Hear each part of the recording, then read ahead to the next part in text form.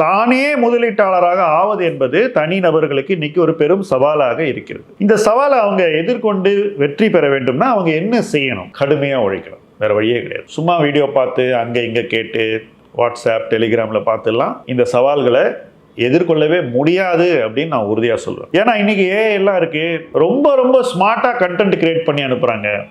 ஒரு பொய்யை நம்ப வைப்பது இன்னைக்கு ரொம்ப எளிதுங்க. அது அவ்வளவு அழகா சோசியல் மீடியா மூலமா நம்மளால பரப்ப முடியுது. அது நம்மளை தேடி வருது. ரைட், யோசிச்சு பாருங்க.